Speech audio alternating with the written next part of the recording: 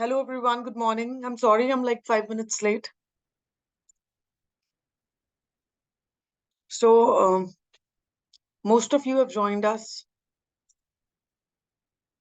Let's do one thing. Let's just start the class without wasting any more time. But before I start the class, please let me know if I'm audible to everyone.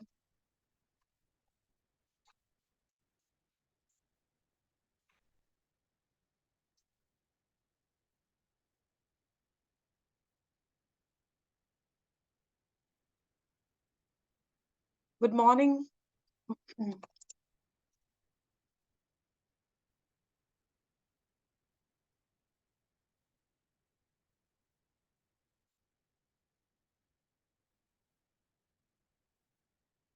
Um, is the screen visible to everyone? I've just shared the screen.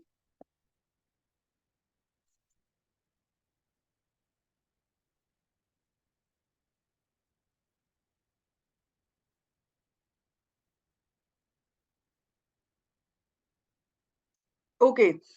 Just let me connect the writing pad and put the video on recording, and then we will start the class. Just give me last 30 seconds.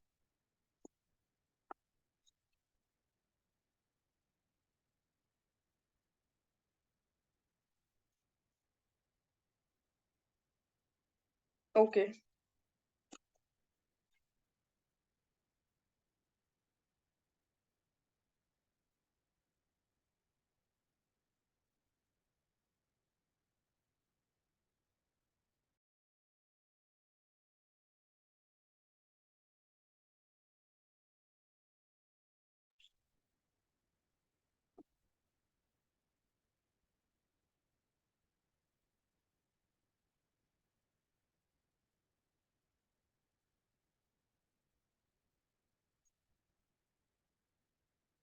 अच्छा okay, कोई आप लोगों में से मुझे बताएगा हमने कितने रूल्स कर लिए थे?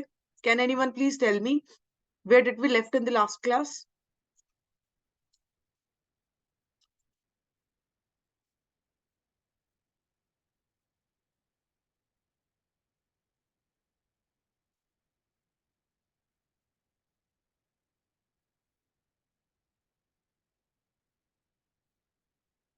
ओके, 19 तक कर लिया था।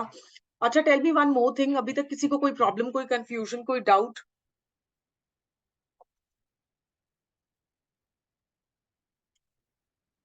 बहुत सिंपल था, हमने जितना भी पढ़ा अभी तक। देखो क्या पढ़ा था हमने, प्रेपोजिशन की डेफिनेशन पढ़ी थी। प्रेपोजिशन कौन से वर्ड्स होते हैं? ऐसे वर्ड्स होते हैं जो एक नाउन का दूसरे प्रोनाउन के साथ क्या बताते हैं? लिंक बताते हैं। ठीक है, या कनेक्ट करते हैं एक नाउन को किसी भी दूसरे नाउन के साथ, राइट? ओके। उसके बाद कुछ एग्जांपल्स देखे थे, और उसके बाद उन एग्जांपल्स को स्टेटमेंट्स में कैसे यूज करना है वो यहाँ पे हमने देखा था। ठीक है, उसके बाद we saw some more examples, कुछ और एग्जांपल्स, मतलब हमने कुछ रूल्स देखे थे। Rule number 1, you all know definite day, time, month, year या वीक, लोकेशन या डेट अगर गिवन है तो कौन से प्रेपोजिशंस हम यूज करेंगे। अगर सेंटेंस में आपको ये बताया गया है कि किसी की डेथ हुई है ना, तो उस केस में कौन से प्रेपोजिशंस हम यूज करेंगे, राइट? एक्सीडेंट के केस में इन, और डिजीज के केस में of. Tools, instruments and weapons अगर गिवन है तो उसके साथ आप विद प्रेपोजिशन यूज करोगे। उसके बाद रूल नंबर 4 हमने पढ़ा था, वेरियस सिचुएशंस पढ़ी थी कि when something is placed on other thing and touching the surface, तो उस केस में आप ऑन यूज करते हो। और अगर उसी चीज को उठा के आप नीचे रख दो तो हम क्या यूज करते हैं? अंडर यूज करते हैं। ओवर हम कब यूज करते हैं? When something is above you and it is in motion, for example bird है। ठीक है, उसके बाद हमने देखा था कि हम अबव कब यूज करते हैं? जब कोई चीज आपसे ऊपर तो है बट क्या है? फिक्स पोजीशन पे है। लेवल, रैंक एंड पोजीशन के केस में आप क्या यूज करोगे? बिलो यूज करोगे, राइट? ओके, फिर इसके कुछ एग्जांपल्स देखे थे यहाँ पे। We saw some examples of this and then we saw an exception. यहाँ पे हमने ये एक्सेप्शन भी बेसिकली क्या की थी? देखी थी, राइट? कि ओवर को हम कब यूज करते हैं? जब हमें बेसिकली क्या बताना हो, when something else is covering the other thing, उस केस में हम ओवर को भी क्या करते हैं? यूज करते हैं, राइट? उसके बाद नेक्स्ट देखो, रूल नंबर 5 पढ़ा था, कंटेन के केस में इन, एंड फिल या पोर कर रहे हो तो इनटू हम यूज करते हैं। शेड या बाउंड्री, मतलब किसी भी प्रेमाइस को बताने के लिए किसी भी प्रेमाइस की बाउंड्री, अगर बाउंड्री के अंदर कुछ चल रहा है, उस बाउंड्री के अंदर की बात अगर सेंटेंस कर रहा है यहाँ पे कहीं पे भी, तो हम उसके लिए क्या यूज करते हैं, इन यूज करते हैं। और जस्ट किसी चीज के अगर नीचे की बात की गई है, फॉर एग्जाम्पल इस ट्री के नीचे कोई बच्चा बैठा है, या ये मैंगो है और ये ट्री के जस्ट नीचे क्या की पड़ा है, यहाँ पे रखा हुआ है, तो उस केस में आप क्या यूज करोगे, अंडर। फॉर एग्जाम्पल ये टेबल है, टेबल के नीचे ये बुक पड़ी है, ये माउस है टेबल के नीचे, ठीक है, ठीक है, तो उस केस में आप बेसिकली क्या यूज करोगे, अंडर यूज करोगे, राइट। लार्ज एरिया के लिए आप इन यूज करोगे, for example in the big bungalow, right. Definite location के लिए हम ऑलरेडी रूल नंबर 1 में भी देख चुके हैं, क्या यूज करते हैं, एट यूज करते हैं, राइट। ये रूल हमने देखा था, रूल नंबर 7। उसके बाद हमने नेक्स्ट रूल कौन सा पढ़ा था, next rule what we studied in the next rule, next rule हमने पढ़ा था, ओके, लार्जर लिमिट, ये लास्ट टाइम लिमिट जब आपको गिवन है, which means when you are not given the exact time, definite time given है तब तो आप at यूज कर लोगे, लेकिन जब definite time नहीं given है तो क्या यूज करोगे, by यूज करोगे। good या bad, at, इनके साथ हमेशा at यूज होता है, फिक्स प्रेपोजिशन का केस है, ठीक है। फिक्स प्रेपोजिशन क्या होती है कि ये प्रेपोजिशन जो है कुछ वर्ड्स के साथ ही यूज होगी, जैसे at जो है वो गुड के साथ भी यूज होगा, बैड के साथ भी यूज होगा। अब इसकी कोई भी स्टेटमेंट आ जाए या कोई भी सेंटेंस आ जाए, उस केस में आपने गुड या बैड के साथ क्या यूज करना है, एट ही यूज करना है। वेट के साथ हम क्या यूज करते हैं, फॉर, वेटिंग फॉर। अब उसको वेटिंग वर्ड हो तो भी फॉर, वेट्स फॉर, ठीक है। उसके बाद वेटेड फॉर, तो सब केसेस में आप क्या यूज कर रहे हो, फॉर यूज कर रहे हो, राइट। फॉन्ड या जेलस, ऑफ यूज करोगे, राइट। तो ये जो है ये फिक्स प्रेपोजिशंस होती हैं। फिक्स प्रेपोजिशंस क्या होती हैं, फिक्स प्रेपोजिशंस होती हैं कुछ स्पेसिफिक प्रेपोजिशंस। फिक्स प्रेपोजिशंस क्या होती हैं, फिक्स प्रेपोजिशंस होती हैं कुछ ऐसी स्पेसिफिक प्रेपोजिशंस जिनको कुछ स्पेसिफिक वर्ड्स के साथ ही क्या किया जा सकता है, यूज किया जा सकता है। तो ये बहुत ही रफ सी लैंग्वेज में आपको समझाया है। For example cruel to, kind to, pay attention to, ठीक है। तो इस केस में भी आप क्या यूज करोगे, इन वर्ड्स के साथ टू यूज करोगे। ब्रिज के केस में दोनों वर्ड्स यूज हो सकते हैं, अक्रॉस भी एंड ओवर भी। फॉर एग्जाम्पल ब्रिज जो है ओवर द रिवर है, right, it is covering the river ना, ये नीचे से अगर रिवर फ्लो कर रही है तो this bridge is covering the river, right. तो उस तरीके से यहाँ पे ओवर यूज किया। अक्रॉस कब यूज करते हैं, अक्रॉस एक ऐसा प्रेपोजिशन है जो तब यूज करते हैं जब फॉर एग्जाम्पल ये रोड है, इस रोड के ऊपर चल के जब आप दूसरी साइड पे पहुंच रहे हो तो अक्रॉस यूज करोगे, ठीक है। उसके बाद रिवर है, रिवर में से स्विम करके जब आप यहाँ इस साइड आ रहे हो तो अक्रॉस यूज करोगे, इस तरीके से। When you get into something, है ना, और उसमें से निकल के जब आप दूसरी साइड पे आ रहे हो तो उस तरीके से हम, जैसे फॉर एग्जाम्पल फॉरेस्ट है, ठीक है, अगर this is your friends house, ठीक है, यहाँ पे बेसिकली क्या है, ये पूरा फॉरेस्ट एरिया है और यहाँ पे आपका हाउस है, ठीक है। अभी फॉरेस्ट के अंदर से जाके आपको बेसिकली क्या करना है, अपने घर पहुंचना है। तो इसको भी कैसे यूज करेंगे, walk, that you walk across the woods, ठीक है, to reach your house, to reach your house, ठीक है। तो यहाँ पे भी वॉकड अक्रॉस द फॉरेस्ट या वॉकड अक्रॉस द वुड्स हमने वर्ड क्या किया, यूज किया, अक्रॉस वर्ड हमने यहाँ यूज किया, ठीक है। अभी रिमाइंड, अफ्रेड, स्केयर्ड के साथ आप क्या यूज करोगे, ऑफ यूज करोगे, ये भी फिक्स प्रेपोजिशन का केस है, हमेशा इनके साथ ऑफ वर्ड यूज होता है, रिमाइंड ऑफ, ठीक है। आप कभी ऐसे नहीं बोलते रिमाइंड एट, ठीक है, ठीक है। अगर हाँ डेफिनेटली अगर आप टाइम के साथ अगर कर रहे हो, रिमाइंड मी ऑफ, जब किसी मैटर की बात हो रही है तो ऑफ यूज करोगे रिमाइंड के साथ, afraid of, scared of, right. उसके बाद देखो, congratulations on your success, right. तो कॉन्ग्रेचुलेशंस वर्ड का मतलब कब यूज करते हैं, जब आपने किसी को किसी अच्छी चीज के लिए विशेष देनी हो, कॉन्ग्रेचुलेट करना हो। और कॉन्ग्रेचुलेशन के साथ हम क्या यूज करते हैं, ऑन यूज करते हैं। एंटर्ड वर्ड के साथ हम इनटू यूज करते हैं, कब इनटू यूज करते हैं, जब किसी कॉन्ट्रैक्ट की बात हो, ठीक है, या किसी अग्रीमेंट की बात हो। तो जब दो बिजनेसेस जो हैं they are entering into some contract, या दो people are entering into some contract, तो उस केस में आप इनटू यूज करोगे। और अगर मोशन में के लिए आप बेसिकली क्या कर रहे हो, यूज कर रहे हो, फॉर एग्जाम्पल कोई किसी कमरे में एंटर कर रहा है, कोई किसी जगह पे एंटर कर रहा है, अगर एंटर को उस कॉन्टेक्स्ट में यूज किया जा रहा है तो आप नो प्रेपोजिशन यूज करो, राइट। रूल नंबर 17 देखो, बिहाइंड, बिहाइंड आप कब यूज करते हो? जब कोई चीज किसी चीज के पीछे है, पर ये बेसिकली क्या है? स्टैटिक है। It is not in motion, it is not in motion, बस वो यहाँ पे खड़ी ही है, उस केस में आप बिहाइंड यूज करते हो। लेकिन अगर ये चीज आगे को चल रही है और ये चीज इसके पीछे चल रही है, फॉलोइंग है, ठीक है, if this particular thing is behind this, मतलब पीछे तो है ही है बट फॉलो भी कर रही है इसके, इसको पीछे पीछे, तो उस केस में हम बेसिकली क्या यूज करते हैं? After use. For example, come after me, come after me, right?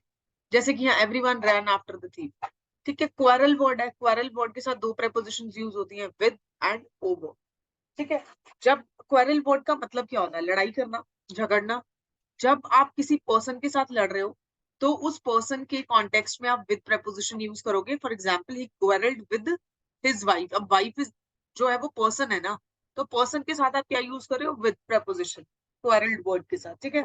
लेकिन अगर मैटर मेंशन्ड है, अगर रीजन जो है वो मेंशन्ड है कि किस बात की वजह से लड़ाई हो रही है, तो आप बेसिकली क्या यूज करोगे? ओवर प्रपोजिशन जो है वो यूज करोगे। For example, India and Pakistan quarrelled over the matter of, यहाँ ओवर यूज किया बिकॉज ये रीजन मेंशन्ड है, लड़ाई का रीजन मेंशन्ड है कि किस रीजन की वजह से आप लड़ रहे हो, तो हेंस क्या यूज किया? Over, right, right. उसके बाद इनवाइट और वेलकम के साथ आप क्या यूज करते हो? टू प्रेपोजिशन यूज करते हो, राइट। कौन सा preposition? To. Invite to, welcome to, ठीक है। He did not invite her to his wedding, okay. and I invite you to come to tea tomorrow. Welcome to our tea party, right? ये सब।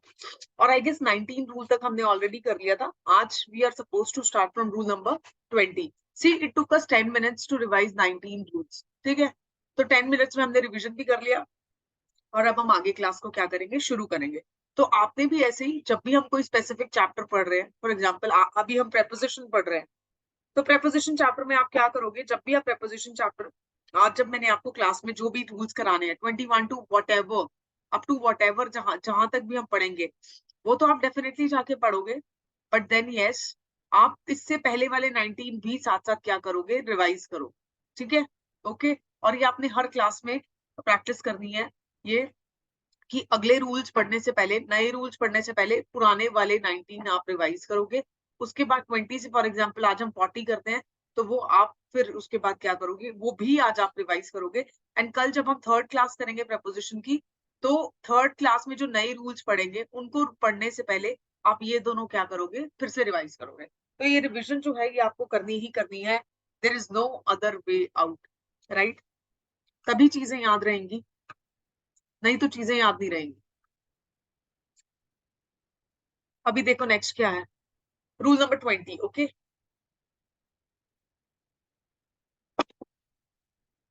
Just give me 1 second. Rule number 20 जो है,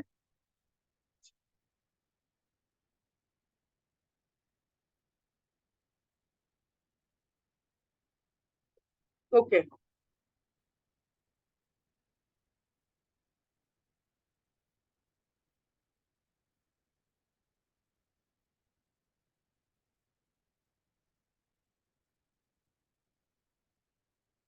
अभी देखो, देखो, हमने प्रेपोजिशन देखा क्या होता है, ठीक है। What did we see what is preposition, ठीक है।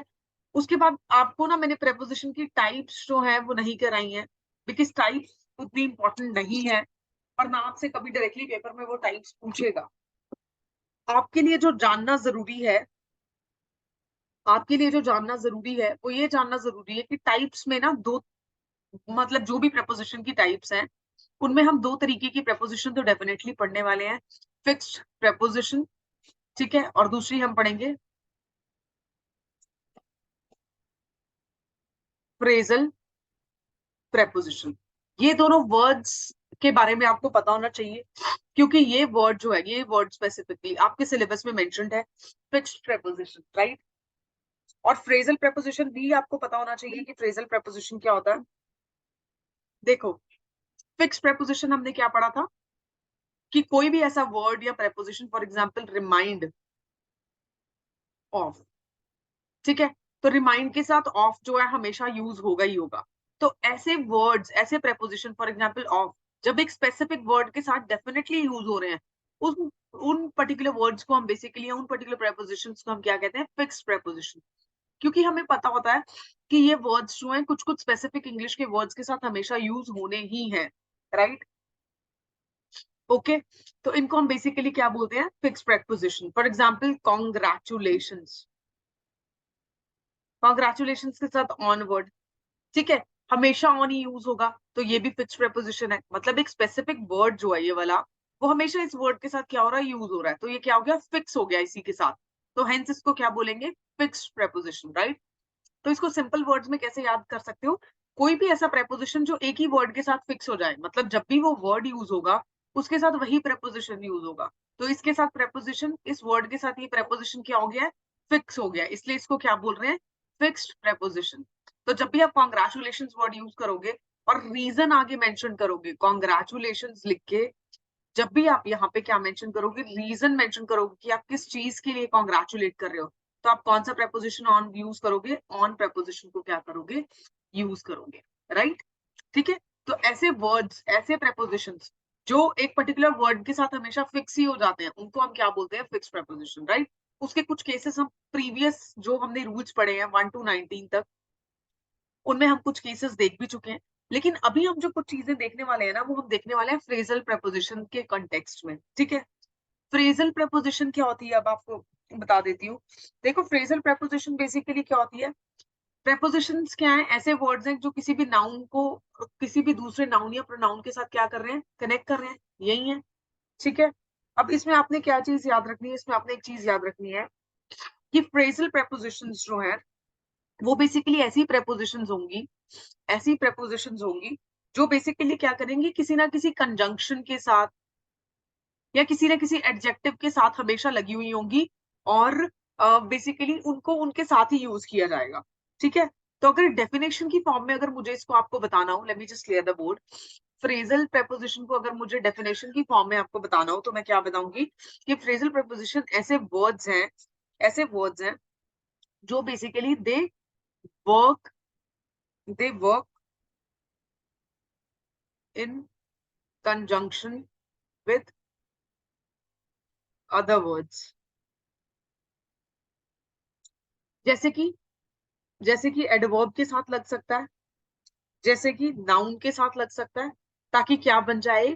फ्रेज बन जाए। फ्रेज हमने, अच्छा, आप लोगों की क्लास में डिस्कस नहीं हुआ एक्चुअली। फ्रेज बेसिकली क्या होता है? फ्रेज होता है कुछ ग्रुप ऑफ वर्ड्स, कुछ ग्रुप ऑफ वर्ड्स। ये 2 वर्ड्स भी हो सकते हैं, ये 3 वर्ड्स भी हो सकते हैं। और ये बेसिकली यूजुअली वर्ड्स क्या होंगे? ज्यादातर ये वर्ड्स क्या होते हैं? मीनिंगलेस होते हैं, ठीक है? तो फ्रेज क्या होता है? ऐसे ग्रुप ऑफ वर्ड्स, 1 वर्ड हो सकते हैं, 2 वर्ड हो सकते हैं, सॉरी सॉरी,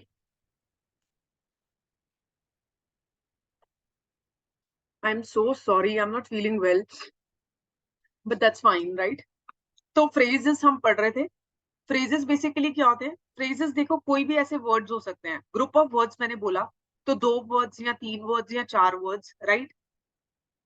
जो बेसिकली क्या करें? एक यूनिट बनाए, ठीक है? जैसे कि यहाँ पे ये देखो, लुक एट, यहाँ पे 2 वर्ड्स हैं, this is the group of 2 words, और ये बेसिकली क्या बना रहा है? ये एक फ्रेज बना रहा है, लुक एट, राइट? ओके, तो ये एक तरीके का क्या हुआ? फ्रेज हुआ, ओके? तो अब इसमें देखो, फ्रेजल प्रेपोजिशन बेसिकली क्या है? ऐसे वर्ड्स होंगे जो कभी ना कभी किसी ना किसी एडवर्ब के साथ या तो जुड़े हुए होंगे या नाउन के साथ जुड़े हुए होंगे, ताकि क्या बन जाए? एक फ्रेज बन जाए।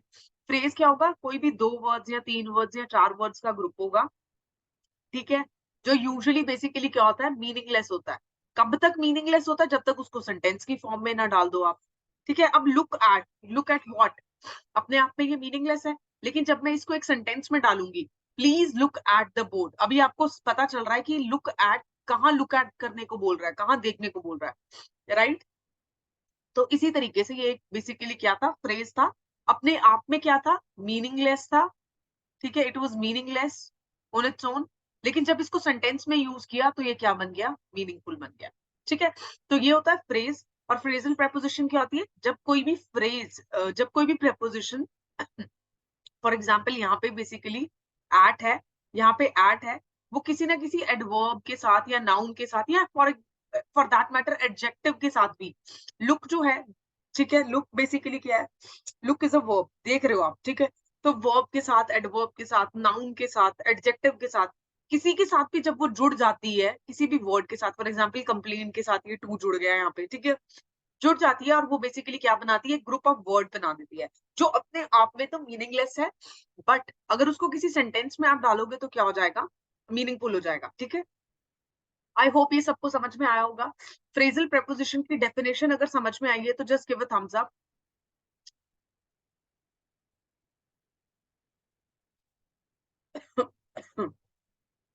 Just give a thumbs up अगर फ्रेजल प्रेपोजिशन की डेफिनेशन सबको समझ में आ गई है। Okay okay. बाकी सब लोग जल्दी से रिप्लाई करो।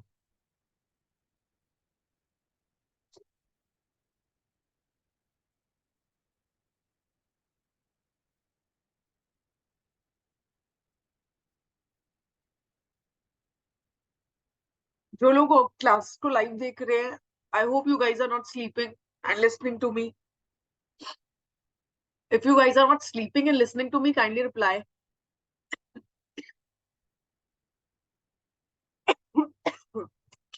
सॉरी।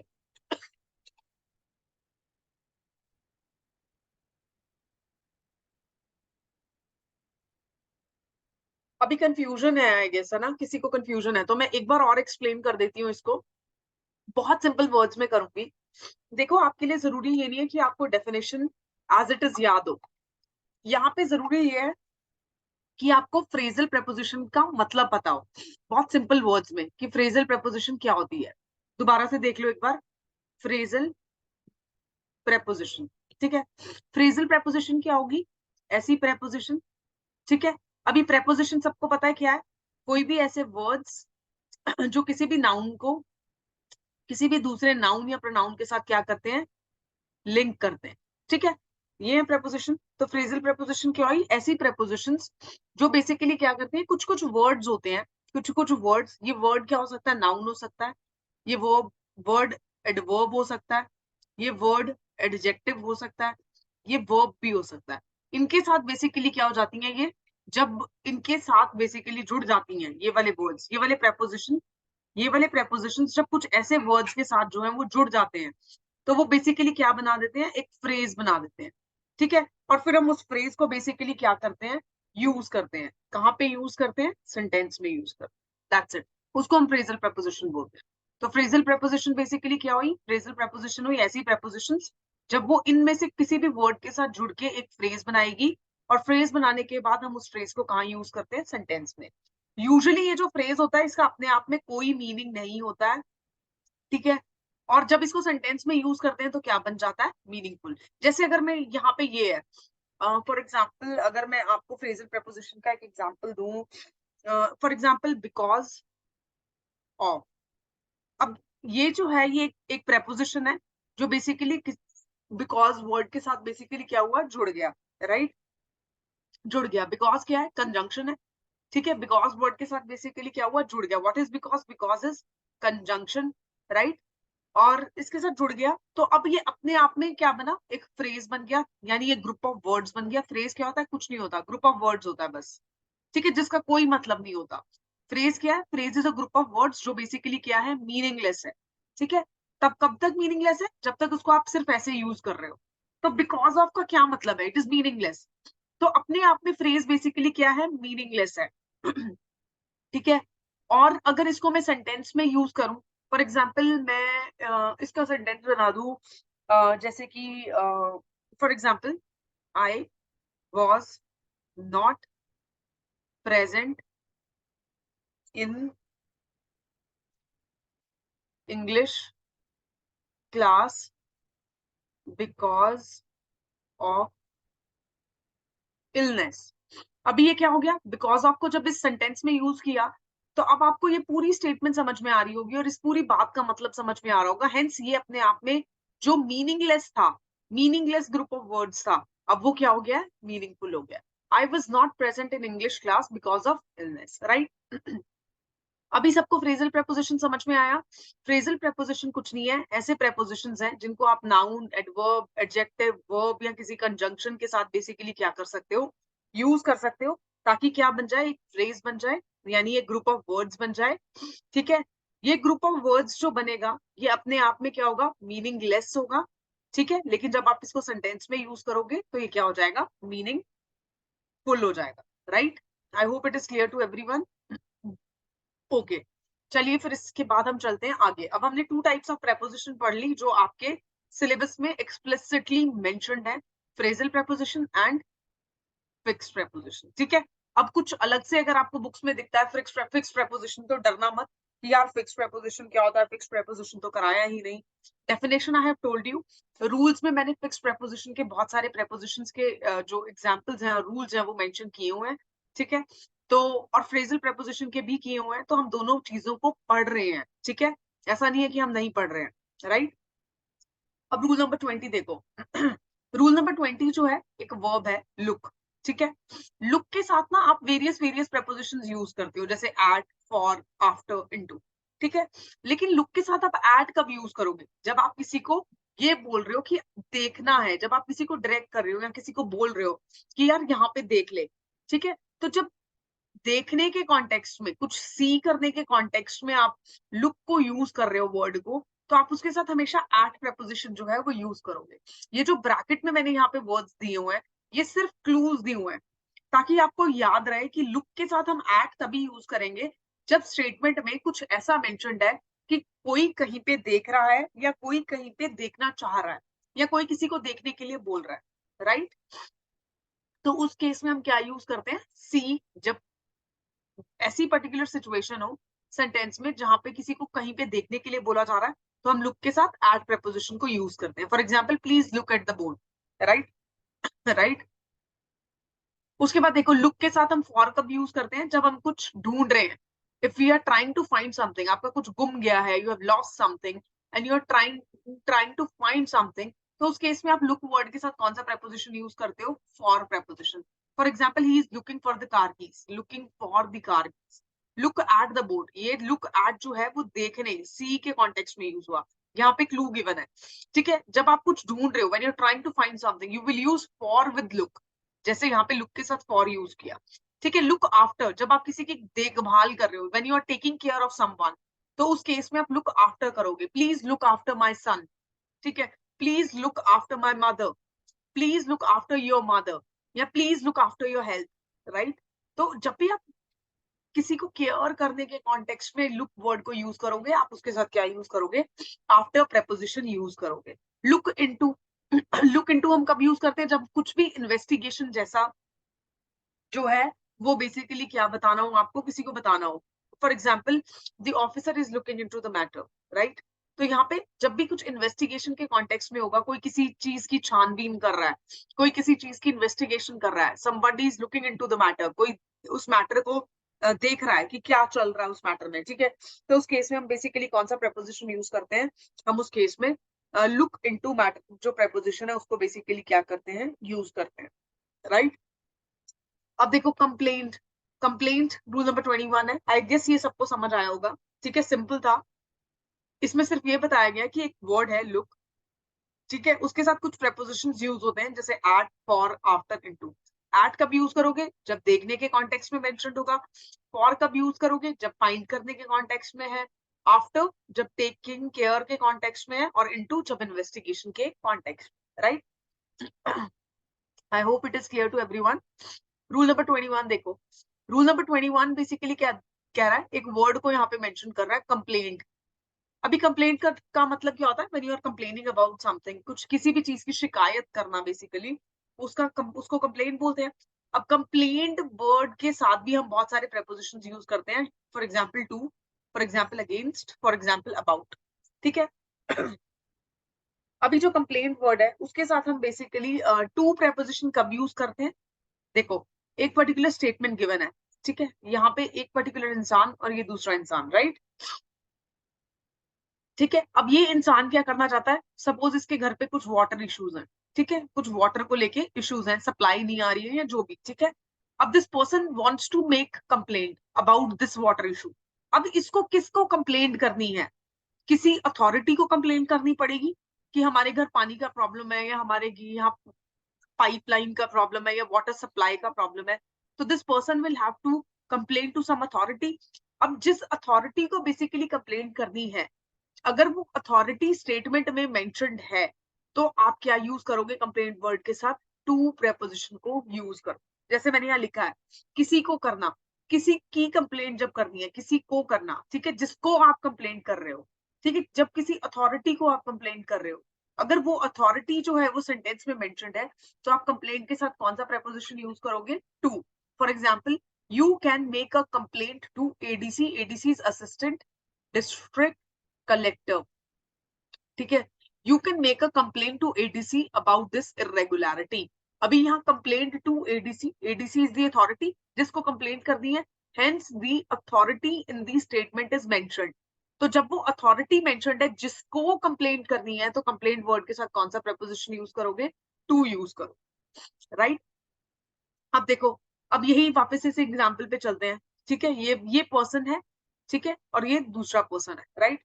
अब इस पर्सन के साथ क्या हुआ? झगड़ा हुआ, राइट? अब इस पर्सन की कंप्लेंट करनी है, ठीक है, for example this is one person, this is two person, they both are fighting with each other, right? अब now this person wants to complaint about this person, ठीक है, इस पर्सन की। तो जब कंप्लेंट जिसके अगेंस्ट करनी होती है, जैसे इस केस में ये इंसान इसके अगेंस्ट कंप्लेंट करना चाह रहा है, बिकॉज ये पर्सन जो है इसके साथ क्या कर रहा है? फाइट कर रहा है। तो जब अगेंस्ट कंप्लेंट करनी है, वो पर्सन मेंशन्ड है, ठीक है, तो उस केस उस पर्टिकुलर केस में आप क्या यूज करोगे? कंप्लेंट के साथ अगेंस्ट प्रपोजिशन जो है वो यूज करोगे। खिलाफ करना, जिसके खिलाफ आप कंप्लेंट कर रहे हो, जिसके अगेंस्ट आप कंप्लेंट कर रहे हो, अगर वो पर्सन मेंशन्ड है, तो आप कौन सा वर्ड यूज करोगे? अगेंस्ट यूज करोगे, किसके साथ? कंप्लेंट के साथ। For example, there is a complaint against you, तुम्हारे अगेंस्ट कंप्लेंट है, he is complaining against you, ठीक है, तो जिस पर्सन के अगेंस्ट कंप्लेन करनी है, उस केस में आप कंप्लेन वर्ड के साथ कौन सा प्रपोजिशन यूज करोगे? You will be using against preposition with that, right? अब अगर किसी मैटर के बारे में कंप्लेन करनी है, कोई मैटर भी मेंशन्ड है, तो उस केस में आप क्या यूज करोगे? अबाउट प्रपोजिशन यूज करोगे कंप्लेन वर्ड के साथ, राइट? अगर मैटर यानी रीजन ऑफ कंप्लेंट भी मेंशन्ड है, तो आप कंप्लेंट वर्ड के साथ क्या यूज करोगे? About. For example, she made a complaint about the poor quality of food in the hostel. तो कंप्लेंट किस चीज के बारे में थी? Complaint was about the poor quality of food in the hostel. तो she made a complaint about, about कब use कर रहे हैं? जब यहाँ पे रीजन ऑफ कंप्लेंट मेंशन्ड है, कंप्लेंट का यहाँ पे रीजन मेंशन्ड है कि poor quality of the food जो मिल रहा था हॉस्टल में, उसके लिए कंप्लेंट है। So when the reason of the complaint is mentioned, you use about preposition with complaint word. But then अगर वो पर्सन मेंशन्ड है जिसके अगेंस्ट आपको कंप्लेंट करना है, तो आप कंप्लेंट के साथ कौन सा preposition यूज करते हो? आप कंप्लेंट के साथ कौन सा preposition यूज करते हो? You use against with that. For example, there is a complaint against you. और complaint word के साथ आप टू कब यूज करते हो? जब अथॉरिटी मेंशन्ड है, जिसके सामने आपको जाके कंप्लेंट करनी है, राइट? तो these were the few prepositions जो हम कंप्लेंट वर्ड के साथ क्या करते हैं? यूज करते हैं। जैसे कंप्लेंट टू, टू किस केस में? अथॉरिटी के केस में। कंप्लेंट अबाउट, अबाउट किस केस में? जब रीजन ऑफ कंप्लेंट मेंशन्ड है। कंप्लेंट अगेंस्ट किस केस में यूज करते हैं? जब बेसिकली क्या गिवन है? वो पर्सन गिवन है जिसके अगेंस्ट क्या की जा रही है? कंप्लेंट की जा रही है। इसके कुछ एग्जाम्पल्स हमने यहाँ पे देखे।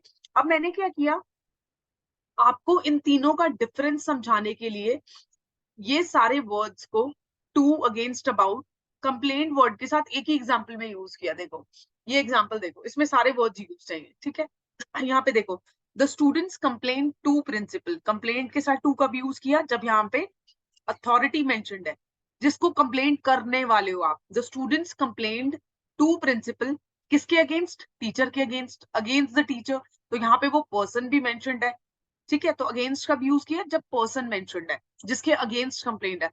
अबाउट हिज बिहेवियर, अबाउट कब यूज किया? जब रीजन मेंशन्ड है, किस चीज का? कंप्लेंट का, राइट? तो ये एक स्टेटमेंट मैंने यहाँ पे ऐसी फ्रेम की कि आपको इन तीनों का डिफरेंस जो है क्लियरली समझ आ जाए, राइट? अब मुझे ये बताओ, ये डिफरेंस सबको समझ में आ गया? Just tell me in the chat box.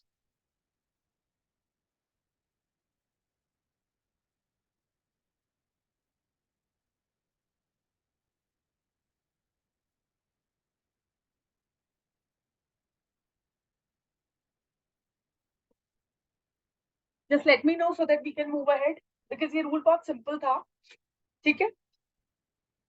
Okay, let me just see, I got a reply in a chat box. Okay, सबको समझ आया? तो आई जस्ट होप अभी हमें आगे चलना चाहिए। We should move with rule number 22।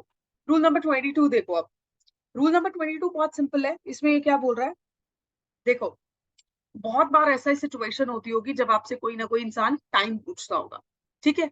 अब टाइम के साथ हम ऑलरेडी पढ़ चुके हैं कि हम एक प्रेपोजिशन यूज करते हैं, कौन सा? एट, ठीक है? डेफिनेट टाइम अगर गिवन है तो हम कौन सा प्रेपोजिशन यूज करते हैं? एट, ठीक है? I will see you at 9 AM, right? अभी डेफिनेट टाइम मेंशन था तो कौन सा प्रेपोजिशन यूज किया? एट यूज किया। ये हम ऑलरेडी कब पढ़ चुके हैं? रूल नंबर 1 में, ठीक है? अभी रूल नंबर 22 क्या कह रहा है? रूल नंबर 22 भी टाइम के कॉन्टेक्स्ट में ही है, और ये क्या बोलने की कोशिश कर रहा है?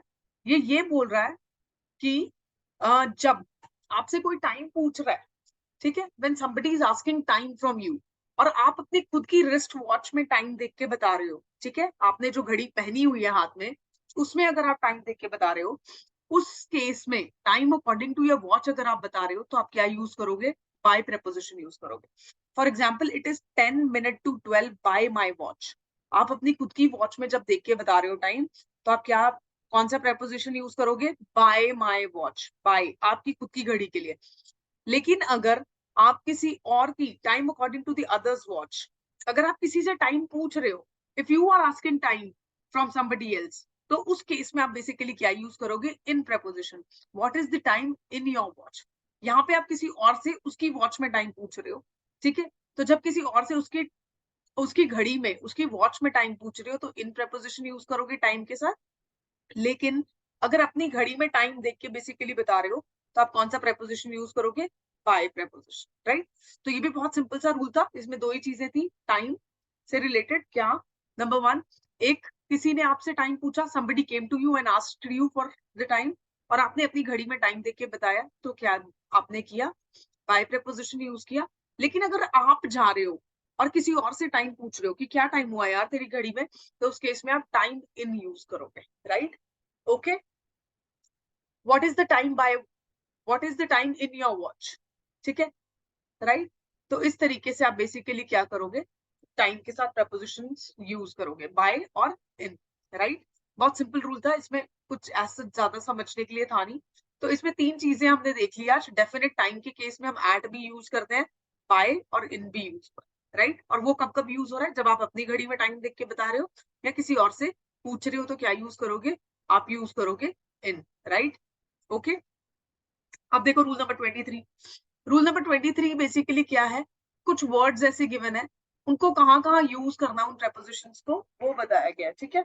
रूल नंबर 23 क्या बोल रहा है? अलोंग प्रेपोजिशन है, ठीक है? अलोंग बेसिकली आप कब यूज कर रहे हो? व्हेन यू, कोई आपके साथ साथ, लाइक बिल्कुल आप साथ साथ चल रहे हो, या आप बिल्कुल टुगेदर हो, राइट? उस केस में आप साइड बाय साइड जब भी है कोई आपके, तो उस केस में आप अलोंग प्रेपोजिशन को क्या करते हो? यूज करते हो। For example, they are walking along each other, ठीक है? तो एक दूसरे के साथ साथ चल रहे हैं, ठीक है? तो जब साथ साथ बेसिकली चल रहे हैं, तो उस केस में आप कौन सा प्रेपोजिशन यूज करोगे? अलोंग प्रेपोजिशन जो है वो बेसिकली क्या करोगे? यूज करोगे, राइट? फॉर एग्जाम्पल, ये देखो, अगर for example we walked along the road, ठीक है? अब ये रोड है, ठीक है? रोड के यहाँ पेवमेंट होगा तो आप डेफिनेटली साइड पे चल रहे होगे रोड के, ठीक है? तो उस केस में भी आप बेसिकली क्या करोगे? रोड, यहाँ पे road is running this side, और आप रोड के यहाँ पे चल रहे हो। ऐसा तो नहीं है कि रोड के आप बिल्कुल सेंटर में चल रहे होते हो या रोड के यहाँ ऊपर चल रहे होते हो, नहीं ना? तो यहाँ पे जो पेवमेंट्स होते हैं तो हम यूजुअली रोड पे वहीं पे चलते हैं। तो बेसिकली क्या होता है, इसको बेसिकली क्या बोलते हैं? आप road is running this side, और आप रोड के बिल्कुल साइड बाय साइड चल रहे हो। तो जब आप साइड बाय साइड चल रहे हो किसी पर्सन के या रोड के, या फॉर एग्जांपल बीच पे, ठीक है? अभी बीच कैसा होता है? ये बेसिकली वाटर है, और यहाँ पे बेसिकली क्या है? वाटर एक क्या होगा, एक वो होगा जहां तक वाटर बेसिकली क्या होगा, हाई टाइड या लो टाइड लाइन होगी, जहां तक वाटर बेसिकली क्या करता है, आता है बीच पे, और उसके बाद रिसीड कर जाता है और फिर आता है, राइट? तो आप बीच के अगर यहाँ पे चल रहे हो, ऐसा तो नहीं है पानी के बिल्कुल यहाँ पे चलोगे, if you are walking here, तो आप बीच के बेसिकली क्या कर रहे हो, साथ साथ साइड बाय साइड चल रहे हो, तो इस केस में भी आप अलोंग यूज करते हो। तो अलोंग वर्ड, मेरा पॉइंट ये है, my point is along word आप कब यूज करते हो, जब स्टेटमेंट में आपको ये बोला हो कि कोई किसी के साइड बाय साइड चल रहा है। अब वो पर्सन भी हो सकता है, अब जब वो साइड बाय साइड आपके पर्सन भी चल सकता है, वो आप किसी बीच पे भी साइड बाय साइड चल सकते हो, रोड के भी साइड बाय साइड चल सकते हो, राइट? ठीक है, तो उस तरीके से आपको बेसिकली क्या करना है, देखना पड़ेगा स्टेटमेंट में कि किस कॉन्टेक्स्ट में उसको बेसिकली क्या किया गया है, यूज किया गया, राइट? तो साइड बाय साइड अगर गिवन है तो आप अलोंग यूज करोगे, they are walking along each other, right? अगर कोई व्हीकल गिवन है, ठीक है, तो उस केस में आप बेसिकली क्या करोगे, ऑन प्रेपोजिशन यूज करोगे। For example, he is walking on the footpath, ठीक है, इसमें if there is some vehicle, ठीक है, फॉर एग्जाम्पल कार, अभी कार जो है वो डेफिनेटली यहाँ पेवमेंट पे तो नहीं चलेगी, it will be running on the road, ठीक है? तो कार के कंटेक्स्ट में या कोई भी व्हीकल, फॉर एग्जाम्पल ट्रक के कॉन्टेक्स्ट में या कोई भी व्हीकल अगर है, तो it will be running on the road, वो रोड पे यहाँ पे चलेगा, it will not be on the pavement. तो उस केस में आप बेसिकली क्या यूज करोगे, ऑन यूज करोगे, ठीक है? For example, my car is standing on the one side of the side of the road, ठीक है? तो उस केस में आप बेसिकली क्या यूज करोगे, what will you will use what on use करोगे आप उस कंटेक्स्ट में, ठीक है? He is walking on the footpath, अभी फुटपाथ के ऊपर चल रहा है, तो उस कंटेक्स्ट में भी आपने क्या यूज किया, ऑन यूज किया, ठीक है? यहाँ पे डिफरेंट एग्जांपल्स आपको देने का बेसिकली पर्पस ही यही था, ठीक है, कि आप यहाँ पे बेसिकली क्या कर सको, ये समझ सको। अलोंग हम यूज करते हैं जब कुछ ना कुछ चीजें साइड बाय साइड चल रही हो, व्हीकल अगर है तो रोड के ऊपर चल रहा होगा, तो आप उस केस में क्या यूज करोगे, ऑन प्रपोजिशन। या आप अगर बेसिकली फुटपाथ है, जैसे मैंने बोला, this is the road and this is the footpath, if you are walking on the footpath तो आप ऑन फुटपाथ यूज करोगे। अगर रोड के बिल्कुल साइड बाय साइड चल रहे हो तो अलोंग यूज करोगे, अगर रोड के बिल्कुल ऊपर चल रहे हो तो आप ऑन द रोड भी यूज कर सकते हो, ठीक है?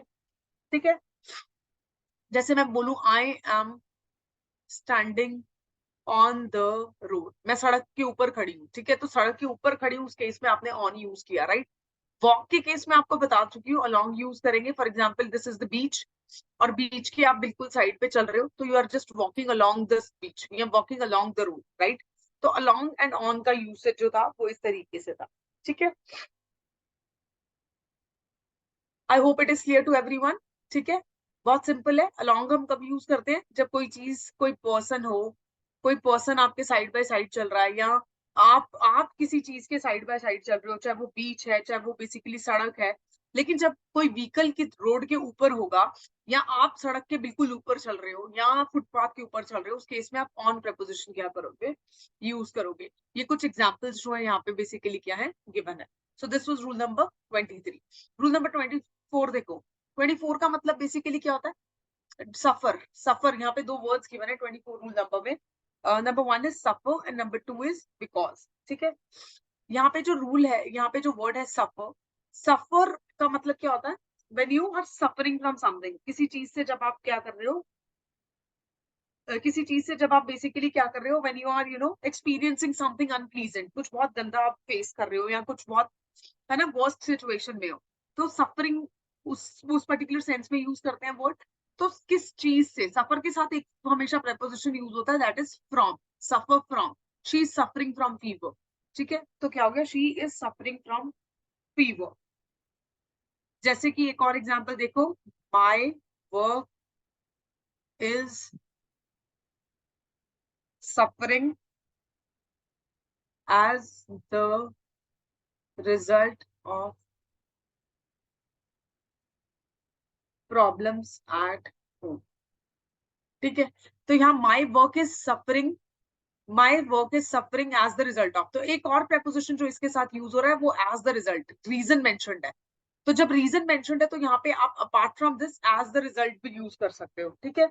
या my work is suffering from भी आ सकता है, my work is suffering from, अभी यहाँ पे प्रॉब्लम्स एट होम नहीं होगा, my work is suffering from from the from the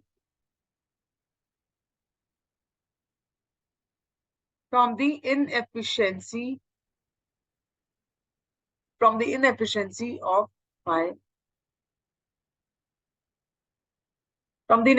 of my for example colleagues.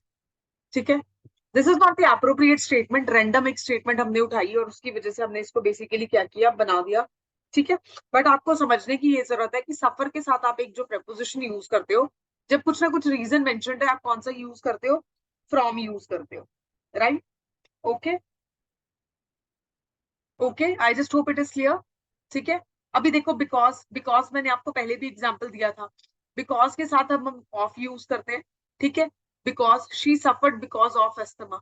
ठीक है, तो बिकॉज को कहाँ यूज किया, रीजन मेंशन करने में यूज किया. सफरिंग फ्रॉम, किस चीज से सफर कर रहे हो, जब वो चीज मेंशन्ड है, जब वो रीजन मेंशन्ड है जिसकी वजह से आप सफर कर रहे हो, तो सफर के साथ फ्रॉम यूज करोगे. ठीक है, ऐसा नहीं होगा सफर ऑफ. ठीक है, ऐसा नहीं बोलोगे I am suffering of fever, I am suffering at fever, I am suffering from fever ही होगा, वो फ्रॉम ही यूज होगा, राइट. बिकॉज ऑफ ही यूज होगा, she suffered because of asthma. ठीक है, ओके. आई होप सफर और बिकॉज का डिफरेंस क्लियर होगा. सफर कब होता है, जब आप बेसिकली क्या कर रहे हो, अनप्लीजेंट एक्सपीरियंस से गुजर रहे हो, when you are going through some kind of suffering या सफरिंग से जा रहे हो, या कोई भी अनप्लीजेंट एक्सपीरियंस से बेसिकली क्या कर रहे हो, आप निकल रहे हो, उस केस में आप इस वर्ड को यूज करते हो. और उसको एक्सप्रेस करने के लिए आप क्या प्रपोजिशन यूज करोगे इसके साथ, फ्रॉम, राइट. बिकॉज कब यूज करते हो स्टेटमेंट में, हम बिकॉज क्या यूज करते हैं, बिकॉज इज अ कंजंक्शन. कब यूज करते हैं हम इसको, जब हमें स्टेटमेंट में रीजन भी ऐड करना हो कि किस वजह से. ठीक है, क्या रीजन है, किस वजह से, right. She suffered because of asthma. ठीक है, फॉर एग्जाम्पल बिकॉज ऑफ, अभी ये एग्जाम्पल देखो, अब आई गेस ये क्लियर हो जाएगा आपको. Because of inefficiency of my co-workers, my business suffered. अभी मैंने इसमें दोनों वर्ड्स यूज किए. ठीक है, मैंने यहाँ पे बिकॉज ऑफ लिखा, रीजन पहले दे दिया. ठीक है, तो बिकॉज के साथ क्या लगा, ऑफ. रीजन भी मेंशन किया ना, because of inefficiency of my co-workers, तो यहाँ रीजन मेंशन्ड है, हेंस यहाँ बिकॉज ऑफ यूज हुआ, right. Workers, my business suffered. ठीक है, माय बिजनेस सफर्ड. अभी जब हम आगे चैप्टर्स पढ़ेंगे, हम पढ़ेंगे कि कुछ ऐसे सेंटेंसेस होते हैं जो सब्जेक्ट, वर्ब और एग्री सॉरी ऑब्जेक्ट होता है. जब सेंटेंसेस फॉर्म होते हैं तो सेंटेंस का स्ट्रक्चर क्या होता है, सेंटेंस में एक सब्जेक्ट होता है, एक वर्ब होता है और एक क्या होता है, ऑब्जेक्ट होता है. लेकिन कई बार सेंटेंस में ऑब्जेक्ट जो है वो बेसिकली क्या होता है, मिसिंग होता है, और सेंटेंस में सिर्फ यही दो पार्ट्स होते हैं. उस केस में भी सेंटेंस को हम कंप्लीट कंसिडर करते हैं. लेकिन उस केस में जैसे फॉर एग्जांपल ही एंटर्ड वाला एग्जांपल दिया था मैंने आपको, अभी यहाँ पे सब्जेक्ट गिवन है, वर्ब गिवन है, बट यहाँ हम कोई भी प्रपोजिशन यूज नहीं कर रहे ना, because the object is not given. He entered where, we don't know, right. तो उस कंटेक्स्ट में हमें ये नहीं पता कि क्या एग्जैक्ट वो है, राइट. तो ये नहीं पता, हेंस यहाँ पे हम बेसिकली क्या, सेम सिचुएशन यहाँ पे सफर्ड के बाद मैंने कोई प्रपोजिशन यूज नहीं किया, बिकॉज ये स्टेटमेंट यहीं पे खत्म हो रहा है, राइट. ओके, तो ये देख लो एक एग्जांपल जहां से आपको बेटर क्लियर हो गया होगा कि यहाँ पे जो है बिकॉज ऑफ हमने रीजन देने के लिए यूज किया. ठीक है, और यहाँ पे रीजन मेंशन भी किया, और उसके बाद माय बिजनेस सफर्ड, मेरा बिजनेस सफर किया, मतलब मेरा business went through an unpleasant experience. अब उस वो unpleasant experience could be some losses also, और it could be anything, right, which is not mentioned here, hence suffered के बाद मैंने कोई प्रपोजिशन यूज नहीं किया. अगर ऐसा होता my business suffered from losses, तो डेफिनेटली हम यहाँ पे फ्रॉम यूज करते सफर्ड वर्ड के साथ, right. I hope it is clear to everyone. ठीक है, because of inefficiency of my coworkers my business suffered, यहाँ पे कोई प्रपोजिशन नहीं है, स्टेटमेंट इज एंडिंग है, बट यहाँ पे भी अगर दोबारा से रीजन मेंशन्ड है, फ्रॉम लॉसेस, किससे सफर किया, लॉसेस से सफर किया, तो यहाँ पे सफर के साथ क्या यूज किया, from use. I hope it is clear. ठीक है, तो ये एक एग्जाम्पल था जहां पे हमने बेसिकली क्या किए, दोनों वर्ड्स को यूज करके देखा, सफर के साथ फ्रॉम और बिकॉज के साथ ऑफ, राइट. ठीक है, I will add this example here as well. ठीक है, क्योंकि अभी रैंडम आपको पढ़ाते हुए एक एग्जाम्पल बन गया और उस तरीके से हमने इसको डिस्कस कर लिया, right. I hope rule number 24 is now clear to everyone. ठीक है, उसके बाद देखो rule number 25. What is rule number 25? Rule number 25 basically क्या बोल रहा है, अग्री, असेंट, एंग्री. एग्री का मतलब क्या होता है, जब आप किसी को एग्री करते हो, राइट? जब आप बोलते हो कि यार when you are very much okay with somebody else की कंडीशन या स्टेटमेंट या कुछ भी है ना, व्हेन यू अफर्म समथिंग, जब आप अफर्म करते हो कुछ कि यार तू ऐसे बोल रहा है, चल ठीक है, I am also okay with that, right? When you agree to something, तो उस केस में हम क्या यूज करते हैं? अग्री यूज करते हैं, ठीक है? एसेंट का मतलब क्या होता है? अफर्मेशन देना, हाँ में रिप्लाई करना, हाँ या ना करना। एसेंट का मतलब होता है कि आपसे कोई कुछ पूछ रहा है और आप उस इंसान को क्या कह रहे हो? You are giving your assent, which means कि आप बेसिकली क्या कर रहे हो? उसको एक अग्रीमेंट बता रहे हो। आप उसको you are agreeing to it और you are not agreeing to it. आप उसको अपनी अनुमति, हिंदी में इसको अनुमति बोलते हैं, अनुमति। अनुमति इज परमिशन, ठीक है? अनुमति इज परमिशन, ठीक है? तो ये बेसिकली एसेंट वर्ड कब यूज किया जाता है? जब आपने किसी से कुछ परमिशन ले ली हो, right? For example, polity subject में आप लोग, if you are studying polity या if you have ever studied polity, आप एक टॉपिक पढ़ते होगे, एसेंट फ्रॉम द प्रेसिडेंट या governor with respect to bills के केस में, कि हम बेसिकली एक टॉपिक पढ़ते हैं पॉलिटी में, तो वहां पे ये वर्ड स्पेसिफिकली क्या होता है? यूज होता है। एसेंट वर्ड का मतलब होता है जब आपको उनकी परमिशन लेनी हो, कुछ पास कराना हो या एग्री कराना हो उनको भी किसी चीज पे, तो उस केस में हम इस वर्ड को यूज करते हैं। एंग्री वर्ड का मतलब आप सबको पता है कि एंग्री वर्ड हम कब यूज करते हैं? हम एंग्री वर्ड यूज करते हैं जब कोई गुस्सा हो, ठीक है? मैं आपको मीनिंग साथ साथ इसलिए क्लियर कर रही हूँ ताकि कुछ ऐसा कंफ्यूजन ना रहे, राइट? अब ये जो तीन वर्ड्स हैं, एंग्री, एसेंट एंड एग्री, अगर आप किसी पर्सन से अग्रीमेंट मतलब किसी पर्सन के साथ एग्री कर रहे हो या किसी पर्सन से परमिशन ले रहे हो या किसी पर्सन से गुस्सा हो, तो उस केस में आप कौन सा प्रेपोजिशन यूज करोगे? With. For example, he did not agree with me, अब यहाँ पे पर्सन के कॉन्टेक्स्ट में है, ठीक है? राइट? तो यहाँ पे हमने क्या यूज किया? एग्री वर्ड के साथ विद प्रेपोजिशन यूज किया, बिकॉज पर्सन के कॉन्टेक्स्ट में यूज किया गया, राइट? ठीक है? For example, he is angry with मी, ठीक है? तो एंग्री के साथ हम क्या यूज करते हैं? विद, क्योंकि पर्सन यूज होता है, ही इज एंग्री विद मी, ठीक है? तो उस केस में हम ये यूज करते हैं, ठीक है? अभी पर्सन के कॉन्टेक्स्ट में जब एंग्री वर्ड को यूज कर रहे हो, ये समझ लो, एंग्री वर्ड यहाँ पे पर्सन के कॉन्टेक्स्ट में यूज हो रहा है, it is being used in the context of person, hence इसके साथ विद प्रेपोजिशन यूज किया गया। लेकिन अगर यहाँ पे ये मेंशन्ड होता कि किस वजह से एंग्री, रीजन मेंशन्ड होता, if the reason would have been mentioned, तो आप एंग्री वर्ड के साथ एड प्रेपोजिशन को यूज करते, you would have used at preposition with angry word, ठीक है? तो हम बेसिकली क्या करते हैं? एंग्री वर्ड के कॉन्टेक्स्ट में दो प्रेपोजिशन यूज करते हैं, या तो एड प्रेपोजिशन या फिर विद प्रेपोजिशन। अभी विद कब यूज करोगे? जब आप किसी पर्सन से गुस्सा हो, या स्टेटमेंट ये बता रहा है कि कोई पर्सन किसी पर्सन से एंग्री है, ठीक है? लेकिन अगर स्टेटमेंट ये बता रही है कि कोई पर्सन किस बात पे एंग्री है, रीजन क्या है एंग्री होने का, वो रीजन बताया है, तो आप कौन सा प्रेपोजिशन यूज करोगे? At preposition, right? जैसे ये जो फर्स्ट पॉइंट है, एग्री, एसेंट या एंग्री वर्ड, अगर पर्सन के साथ आप अग्री कर रहे हो या पर्सन को एसेंट दे रहे हो, परमिशन दे रहे हो, या पर्सन के साथ एंग्री हो, तो विद प्रेपोजिशन यूज करोगे। लेकिन अगर आप एंग्री, इसमें देखो अब यहाँ पे, अगर आप एंग्री किसी मैटर की वजह से हो, किसी रीजन की वजह से हो, और वो रीजन स्टेटमेंट में गिवन है, तो आप एट प्रेपोजिशन यूज करोगे, ठीक है? Look at the example here, my mom is angry at what I said. My mom is angry at what I said, तो एंग्री किस बात में? मदर, जिस जो मैंने बोला, जो बात मैंने बोली उस बात में एंग्री है। तो यहाँ पे बेसिकली क्या मेंशन्ड है? रीजन मेंशन्ड है कि किस बात में एंग्री है। My mom is angry at what I said, right? So reason is mentioned, hence angry word के साथ एट प्रेपोजिशन। इसको छोटा सा ये टेबल याद रखोगे, एंग्री के साथ आप एट प्रेपोजिशन भी यूज करते हो, कब? जब रीजन मेंशन्ड है। विद प्रेपोजिशन भी यूज करते हो, कब? जब पर्सन मेंशन्ड है। अपने शॉर्ट नोट्स में जो भी आप अपने खुद के नोट्स बनाओगे, उनको इस तरीके से भी आप क्या कर सकते हो? बना सकते हो।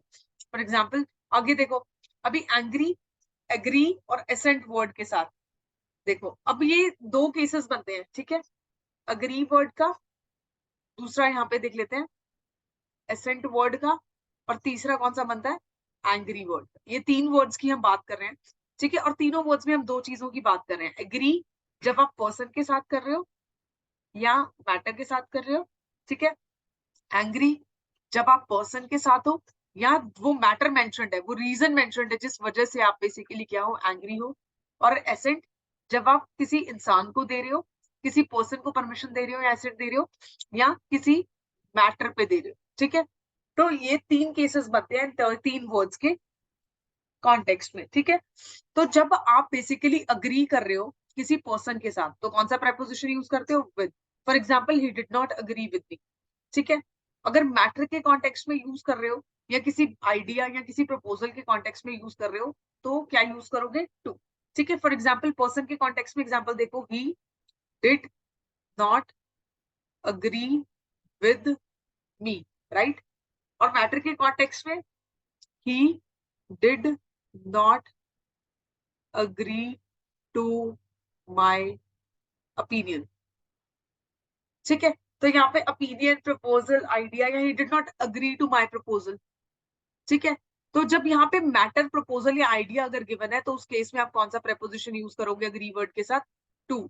तो agree word is used with two prepositions, with या टू। विद कब यूज करते हो? जब पर्सन के कॉन्टेक्स्ट में, एग्जाम्पल ये देख लो, he did not agree with me, me जो यहाँ पे पर्सन है। मैटर जब गिवन होगा तो कौन सा preposition? To. he did not agree to my proposal, right, okay. इसी तरीके से एंग्री, एंग्री अगर पर्सन के साथ हो तो बेसिकली क्या यूज करोगे? कौन सा प्रेपोजिशन यूज करोगे? If you are angry with a person, तो आप विद यूज करोगे। For example, my mother is angry with me, right.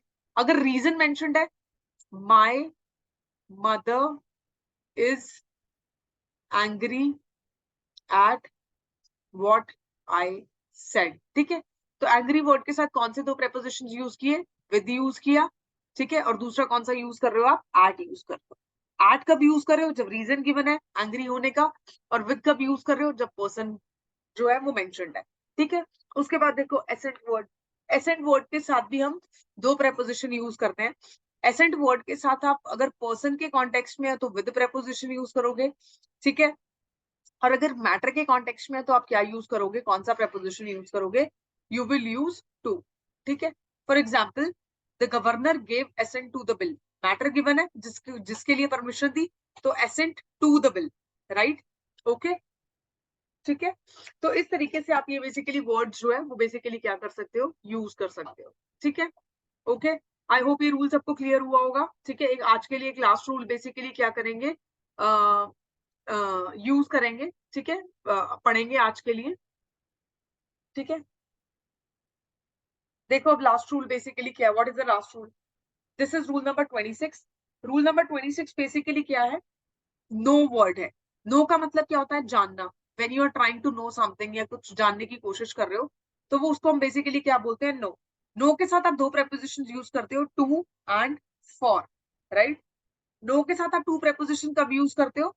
When you want to know something, जब आप कुछ जानना चाह रहे हो, किसी के बारे में कुछ इंफॉर्मेशन लेना चाह रहे हो, तो आप या ये बताना चाह रहे हो कि कोई चीज जो है, कोई इंसान आपको जानता है, you are known to somebody, तो उस केस में आप टू प्रेपोजिशन को क्या करोगे? यूज करोगे, ठीक है। For example, she is known to मी।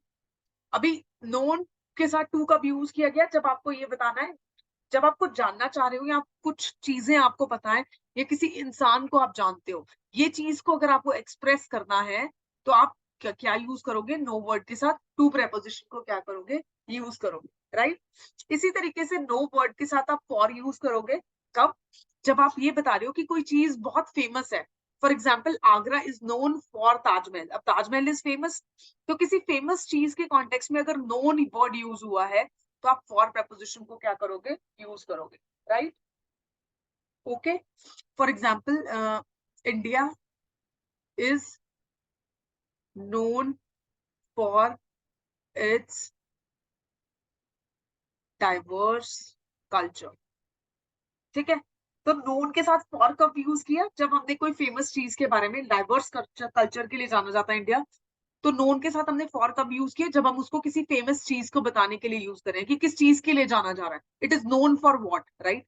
और जब आप अपने कॉन्टेक्स्ट में बता रहे हो, if you want to know something from somebody else, या आप ये बताना चाह रहे हो कि आप किसी इंसान को जानते हो, तो उस केस में आप नोन के साथ क्या यूज करोगे? टू वर्ड को क्या करोगे? यूज करोगे। I hope it is clear to everyone.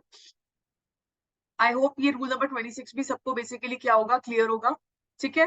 With this I am moving on to rule number 27. I guess time already हो गया, इट्स 8:41, राइट. तो रूल नंबर 27 से हम लोग क्या करेंगे, कल स्टार्ट करेंगे. एंड कल I will not make you revise, right. हम लोग क्या करेंगे कल, हम लोग क्योंकि ज्यादा रूल्स हमें फिनिश करने हैं, तो कल हम लोग क्या करेंगे, what we will do is, हम रूल नंबर 27 से I will try finishing till rule number may be 40 और 45 तक हम इसको लेके जाने की कोशिश करेंगे. 15 to 20 रूल्स कल हम क्या करेंगे, फिनिश करेंगे. ठीक है. तो with this what I will do, I will see you in tomorrow's class, right. कुछ भी कंफ्यूजन होंगे तो मुझे बता देना. ठीक है. हम लोग कल डिस्कस कर लेंगे.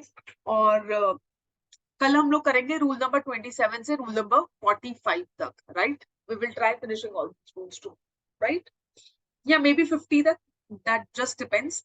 तो जितना हमने अभी तक पढ़ा है 26 रूल्स तक, ये सब आप क्या करके आओगे, घर से पढ़ के आओगे, रिवाइज करके आओगे, राइट. कुछ प्रॉब्लम आएगा, वो प्रॉब्लम देखेंगे, आपके डाउट्स देखेंगे. ठीक है. और उसके बाद हम डायरेक्टली क्लास शुरू करेंगे कल 27 से रूल नंबर 50 तक हम कल क्या करेंगे, फिनिश करेंगे. उसके बाद सिर्फ आपके 15 रूल्स रह जाएंगे. सो आई गेस कल की क्लास और परसों की class, I need 2 more classes to finish this chapter. तो ये 2 क्लासेस के अंदर हम ये preposition चैप्टर को फिनिश करके क्या करेंगे, मे बी कल नहीं, day after tomorrow on Wednesday, after finishing preposition we will start with a new chapter, verbs. ठीक है. बहुत छोटा सा चैप्टर है, it will take 30 minutes. ठीक है. और खत्म हो जाएगा. एक ही क्लास चाहिए मुझे verbs के लिए. तो हम अगर preposition टाइमली कंप्लीट हो गया या कल कंप्लीट हो गया, तो हम परसों की क्लास में क्या करेंगे, verbs चैप्टर को फिनिश करेंगे. ठीक है. I want to finish this chapter early. ठीक है. preposition is taking time because it is a bit lengthier chapter. और एक बार अगर आपको मैंने रूल्स यहाँ पे क्लास में अच्छे से करवा दिए, तो आप लोग इसको घर जाके भूलोगे नहीं. It is that easy, right. Okay. Okay. I hope it is clear to everyone. ठीक है. So shall I take a leave now. सबको समझ में आया? कुछ और क्वेश्चंस हैं या कुछ भी तो मुझे बता दो यहाँ पे जल्दी से.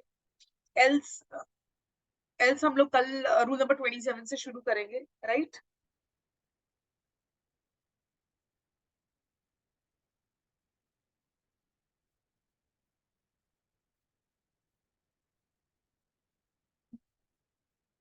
Okay then, I'm just winding up the class for today. I guess कोई confusions नहीं है किसी को भी. ठीक है. I will see you all in tomorrow's class and please सब लोग respond किया करो chat box में, so that I know कौन कौन class में आया है, कौन कौन regularly attend कर रहा है, right? Okay. It's a good thing to attend the class regularly ना. So just show yourself off. ठीक है. चलिए. Okay. Thank you so much for joining me. Thank you so much. Bye bye. Everyone, and I'll see you tomorrow in tomorrow's class. Take care, everyone. Thank you so much.